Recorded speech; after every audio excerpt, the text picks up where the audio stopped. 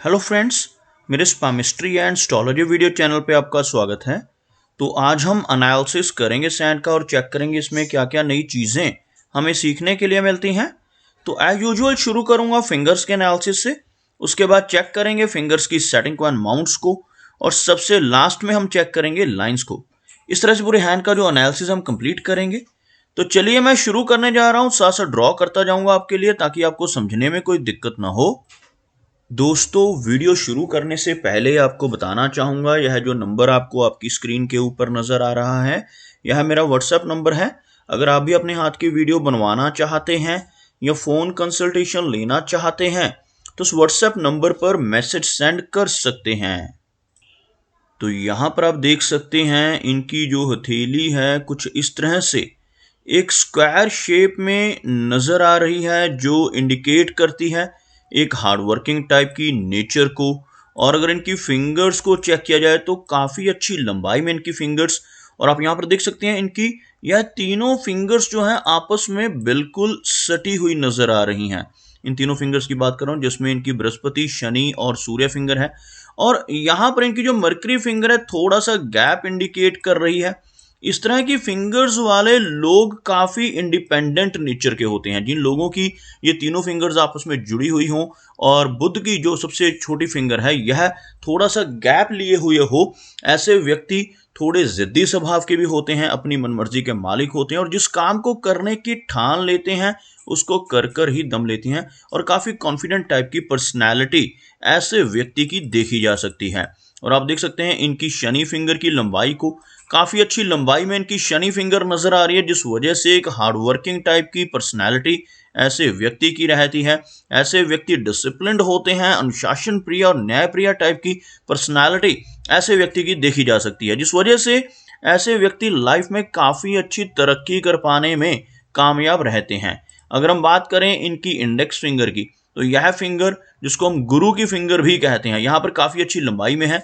अगर देखा जाए तो यह फिंगर लंबाई में इनकी सूर्य फिंगर से थोड़ी ज़्यादा लेंथ में है, जिस वजह से लीडरशिप क्वालिटीज़ ऐसे नेटिव के भीतर काफ़ी अच्छी रहती हैं जिन लोगों की यह फिंगर अच्छी लंबाई में हो। एक नॉलेजेबल टाइप की पर्सनैलिटी भी ऐसे व्यक्ति की रहती है जिनकी बृहस्पति फिंगर लंबी होती है, और एक स्पिरिचुअल टाइप की नेचर। तो ये क्वालिटीज़ इनके भीतर बृहस्पति फिंगर की अच्छी लेंथ और थिकनेस होने की वजह से रहेगी। और अगर हम बात करें इनकी सूर्य फिंगर की, तो यह फिंगर भी शॉर्ट नहीं है, अच्छी लंबाई में है। सूर्य फिंगर अगर अच्छी लंबाई में हो तो ऐसे व्यक्ति के जो भीतर काफ़ी अच्छी क्रिएटिव क्वालिटीज़ रहती हैं, क्रिएटिविटी का लेवल और आर्टिस्टिक क्वालिटी स्ट्रांग रहती हैं। और ऐसे नेटिव थोड़े से रिस्क टेकर भी हो सकते हैं जिनकी सूर्य फिंगर लंबाई में हो। ऐसे व्यक्ति कई बार तो जल्दबाजी में फैसला ले बैठते हैं, जिस वजह से इन्हें लॉस का सामना भी बाद में करना पड़ सकता है। लेकिन ओवरऑल इस फिंगर का अच्छी लंबाई में होना नेटिव को लाभ भी देता है। एक अच्छा सोशल सर्कल और काफ़ी क्रिएटिविटी ऐसे व्यक्ति के भीतर रहती है। मरकरी फिंगर की बात कर लेते हैं, तो यहाँ पर आप देखोगे इनकी जो मरकरी फिंगर है बेशक थोड़ी सी शॉर्ट है, लेकिन एक अच्छा गैप यहाँ पर इन दोनों फिंगर्स के बीच में मेंटेन्ड है। इस फिंगर का शॉर्ट होना और लो सेट होना थोड़ी शाई नेचर इनको दे सकता है, लेकिन यहाँ पर बृहस्पति का स्ट्रांग होना इनकी नॉलेज की वजह से इन्हें काफ़ी अच्छा कॉन्फिडेंस भी देगा। थोड़ी सी शाई नेचर रहने की संभावनाओं को भी हम यहाँ पर इग्नोर नहीं कर सकते। और ओवरऑल फिंगर्स आपस में सटी हुई हैं, यहाँ पर आप देखोगे बिल्कुल भी आपको गैप्स नज़र नहीं आएंगे, जिस वजह से मनी मैनेजमेंट ऐसे नेटिव की काफ़ी अच्छी रहती है। चलिए आगे बढ़ते हैं और चेक करते हैं इनके सभी माउंट्स को, उसके बाद हम चेक करेंगे इनकी सभी रेखाओं को भी। तो यहाँ पर अगर मैं एक लाइन ड्रॉ करता हूँ तो कुछ इस तरह की एक रेखा बनकर सामने आ रही है, जिसमें आप देखेंगे इनके शनि माउंट को और सूर्य माउंट को अच्छी स्पेस मिल पा रही है, लेकिन ये माउंट हल्का सा दबते हुए भी नजर आ रहे हैं। बृहस्पति माउंट थोड़ा सा लो सेट है, लेकिन उभरा हुआ माउंट है। बृहस्पति माउंट अगर लो सेट हो जाए तो नेटिव को कई बार अपने फैमिली से मिलने वाले सुखों में थोड़ी कमी महसूस हो सकती है। कई बार ऐसे व्यक्ति घर से दूर रहते हैं, अपनी जॉब के सिलसिले में, अपनी स्टडीज के सिलसिले में इन्हें घर से दूर रहना पड़ सकता है। लेकिन ओवरऑल अगर हम देखें तो इनका जो बृहस्पति का एरिया है आप देखोगे यह ऊपर की तरफ उठा हुआ है, और बृहस्पति फिंगर बहुत अच्छी लंबाई में है, जिस वजह से बहुत ही नॉलेजेबल टाइप की पर्सनैलिटी पर्सनैलिटी रहती है। ऐसे व्यक्ति समाज में काफ़ी अच्छा मान सम्मान भी पाते हैं जिनका गुरु पर्वत उठा हुआ हो। उसी के साथ साथ एक चीज़ और नज़र आ रही है, इनके अंगूठे के ऊपर आप देखोगे यहाँ पर आपको एक यव का साइन बनता नजर आएगा, जिसको हम बुद्धाजाई भी कहते हैं। जिन लोगों के हाथ में ऐसा बुद्धाजाई मौजूद हो, बृहस्पति माउंट उभरा हुआ हो, तो इनकी पूर्व अनुमान लगाने की क्षमता बहुत अच्छी होती है, यानी कि इनकी सिक्स सेंस काफ़ी स्ट्रांग होती है। आने वाली घटनाओं का पूर्वानुमान लगा सकते हैं, पूर्वाभास इनको हो जाता है। और यह माउंट उभरा हुआ हो, बृहस्पति माउंट, तो ऐसे व्यक्ति की नॉलेज भी बहुत अच्छी होती है। यहाँ पर मैं स्कूल्स, यूनिवर्सिटीज, कॉलेजेस में मिलने वाली नॉलेज की बात नहीं कर रहा हूँ, व्यवहारिक नॉलेज की बात कर रहा हूँ, स्पिरिचुअल नॉलेज की बात कर रहा हूँ। तो ऐसी नॉलेज ऐसे व्यक्ति की बहुत स्ट्रांग रहती है। बृहस्पति पर्वत अगर स्ट्रांग हो तो ऐसे व्यक्ति लीडर हो सकते हैं, दूसरों को रास्ता दिखाने की काबिलियत इनके भीतर आ जाती है और ऐसे व्यक्ति की लीडरशिप क्वालिटीज बहुत स्ट्रांग हो जाती हैं। तो यहाँ तक हमने देखा इनकी बृहस्पति पर्वत को और बुद्धाजाई के चिन्ह को, सिक्स सेंस को। आगे बढ़ते हैं, चेक करते हैं इनके बाकी के माउंट्स को भी। तो यहाँ पर आप देख रहे होंगे ये जो एरिया है आपको अंदर की तरफ दबता हुआ नजर आएगा। अगर यह माउंट दब रहा हो तो नेटिव को ज्यादा मेहनत करनी पड़ती है, क्योंकि ये शनि का एरिया रहता है।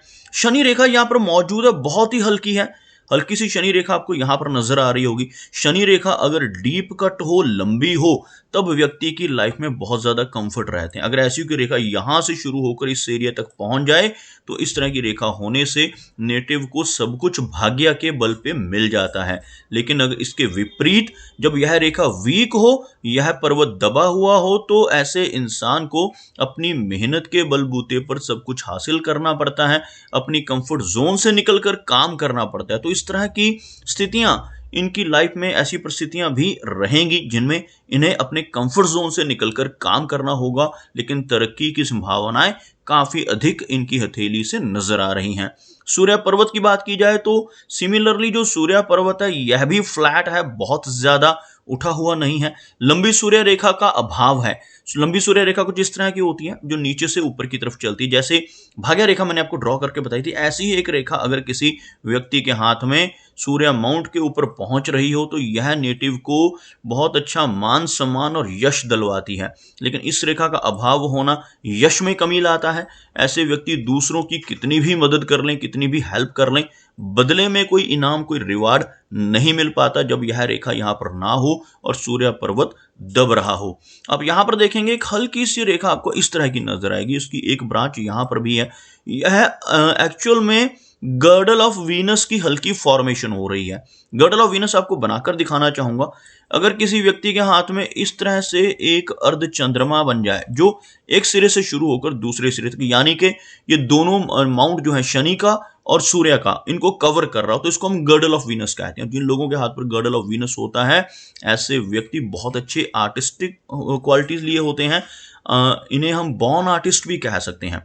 लेकिन अगर यह अधूरा हो, जैसे आप यहां पर देखोगे कुछ इस तरह की एक छोटी सी फॉर्मेशन इस एरिया में और छोटी सी फॉर्मेशन इस एरिया में होती हुई, अगर ऐसा गर्डल ऑफ वीनस हो तो ऐसे व्यक्ति के भीतर आर्टिस्टिक क्वालिटीज भी रहेंगी, रुचि भी रहेगी, लेकिन साथ साथ ऐसे नेटिव थोड़े से मूडी नेचर के होते हैं। मूड स्विंग्स की दिक्कत का सामना भी इनको लाइफ में करना पड़ सकता है। यह तभी लाभ देता है जब कंप्लीट हो, एटलीस्ट यह इस साइज का बन रहा हो, तभी इस गर्डल ऑफ वीनस के ज्यादा फायदे। अदरवाइज इसकी तरफ से नुकसान, व्यक्ति की नेचर को मूडी बनाना और मूड स्विंग्स देना, ऐसी प्रॉब्लम्स यह अधूरा गर्डल ऑफ वीनस दे सकता है। अगर हम इनके मरकरी माउंट की बात करें तो यहां से यह माउंट लो सेट हो रहा है, लेकिन लो सेट होने के बावजूद यह एरिया उभरा हुआ है। अगर उभरा हुआ मरकरी माउंट किसी व्यक्ति के हाथ में होता है तो ऐसे व्यक्ति के कम्युनिकेशन स्किल्स काफी अच्छे हो जाते हैं, बिजनेस एक्यूमेन स्ट्रांग हो जाता है। बिजनेस की रेखा होती है जिसे हम मरकरी लाइन भी कहते हैं, वो यहां से ऊपर की तरफ चलती है। अगर ऐसी कोई लंबी रेखा किसी व्यक्ति के हाथ में हो तो ऐसा व्यक्ति बहुत अच्छा बिजनेस पर्सन बन सकता है। तो यहाँ पर यह रेखा मौजूद है, बहुत ही लाइट आपको यहाँ पर नजर आएगी कुछ इस तरह की रेखाएं, जिनकी वजह से बिजनेस एक्यूमेन स्ट्रांग तो रहेगा, लेकिन बहुत ज्यादा बिजनेस के जरिए लाभ पाने की संभावनाएं कम रहेंगी। लेकिन कम्युनिकेशन स्किल्स की वजह से काफी अच्छा लाभ इनको अपने जीवन में मिल सकता है। बात करते हैं इनकी हार्ट लाइन की।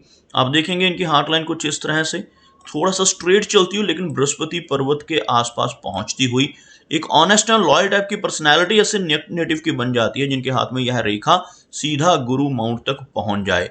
और यह रेखा नेटिव को प्रैक्टिकल भी बनाती है जब ये रेखा बिल्कुल स्ट्रेट होती है। यहां पर आकर थोड़ी सी शैलो हो रही है यह रेखा, जिस वजह से 50s की एज के बाद थोड़ी दिक्कतें हार्ट से रिलेटेड रह सकती हैं, लेकिन कोई भी मेजर इशू इनकी हार्ट की लाइन नहीं दर्शा रही। और अगर हम बात करें इनकी लाइन ऑफ माइंड की, अब यहां पर देखेंगे माइंड की लाइन कुछ इस तरह से काफी अच्छी लंबाई में नजर आ रही है। माइंड लाइन का अच्छी लंबाई में होना नेटिव के शार्प माइंड को इंडिकेट करता है। मेमोरी काफी अच्छी रहती है और यह रेखा बहुत ज्यादा झुकी हुई भी नहीं है। लेकिन यहां पर आप देखोगे थोड़ी सी वीकनेस इस रेखा में भी आती हुई, जिस वजह से थोड़ा मानसिक तनाव 30s की एज में चलकर इन्हें परेशानियां दे सकता है। लेकिन आगे की रेखा बहुत अच्छी है, जिस वजह से आगे की लाइफ भी इनकी बेहतर रहेगी और मेंटल स्टेबिलिटी रहेगी। और अगर हम बात करते हैं इनकी जीवन रेखा की, तो अब यहां पर देखेंगे इनकी जो जीवन रेखा है काफी अच्छी लंबाई में है। बेशक बीच में आकर थोड़ी सी जीवन रेखा वीकनेस भी इंडिकेट करी, यहां पर आपको एक चेन्ड स्ट्रक्चर बनता नजर आएगा। यह भी 30s की एज में चलकर है, जिसकी वजह से थोड़ी हेल्थ रिलेटेड इश्यूज, थोड़ा सा मानसिक तनाव, थोड़ा स्ट्रेस इनको मिडिल एज में यानी 30 से 40 की एज के बीच में मिल सकता है। लेकिन ओवरऑल अगर हम बात करें इनकी इस रेखा की लंबाई की, तो आप देखोगे इनकी जीवन रेखा यहां तक पहुंचती हुई लगभग 80 वर्ष यानी कि 80 के आसपास की एज रहने की संभावनाएं रहेंगी। इसी रेखा से एक ब्रांच बाहर की तरफ निकलती हुई, जिसकी वजह से लंबी दूरी की यात्राएं ऐसे व्यक्ति को करने को मिलती हैं, विदेश यात्राओं की संभावनाएं रहती हैं। और उसी के साथ साथ यहां पर आपको एक फिश जैसी आकृति बनती भी नजर आएगी। इस तरह की आकृति जब इस एरिया में बनती है तो ये नेटिव को सडन वेल्थ गेन्स देती है, अचानक धन लाभ की संभावनाएं लाइफ में अधिक रहती हैं। और इस तरह का फिश का आकार बनने से ऐसे व्यक्ति लंबी दूरी की यात्रा, विदेश यात्राएं जीवन में कई बार कर सकते हैं। और अगर हम इनके चंद्र पर्वत को देखें तो आपको एक रेखा यहां से नजर आ रही होगी इस तरह से, एक आड़ी लाइन इनके मून एरिया के ऊपर पहुंचती हुई। इस तरह की रेखा को हम विया लसिविया या लाइन ऑफ एडिक्शन भी कहते हैं। इस तरह की रेखा होने से किसी न किसी तरह की एलर्जी होने की संभावनाएं या किसी तरह की एडिक्शन होने की संभावनाएं भी रहती हैं। तो ऐसे नेटिव को थोड़ा सा सतर्क रहना चाहिए जिनके हाथ पर इस तरह की आड़ी रेखा बन रही हो। अगर हम वीनस यानी शुक्र पर्वत की बात करें तो आप देखेंगे यह जो एरिया है काफी उठा हुआ है, जिस वजह से नेटिव को लाइफ में लग्जरीज, सुख सुविधाएं सब कुछ हासिल हो जाता है। और इस रेखा, इस माउंट के ऊपर ऐसी रेखाएं होना अच्छा संकेत नहीं होता। ऐसी रेखाएं जितनी ज्यादा होती हैं उतनी ज्यादा दिक्कतें फैमिली लाइफ में आती हैं। लेकिन यहाँ पर कुछ रेखाएं मौजूद हैं जिनकी वजह से थोड़ी इंस्टेबिलिटी इनको अपनी मैरिड लाइफ में भी फेस करनी पड़ सकती है। तो दोस्तों ये कुछ एनालिसिस थे इनके हैंड के बारे में, और मेरी कोशिश यही रहती है कि सभी सवालों के जवाब एक ही वीडियो के थ्रू दे पाऊं। लेकिन फिर भी कोई ना कोई चिन्ह या सवाल रह जाता है, तो इनसे रिक्वेस्ट है कि अगर इनका कोई क्वेश्चन पेंडिंग है तो मुझे व्हाट्सएप पे मैसेज करें। मेरा वीडियो वॉच करने के लिए आपका बहुत बहुत धन्यवाद।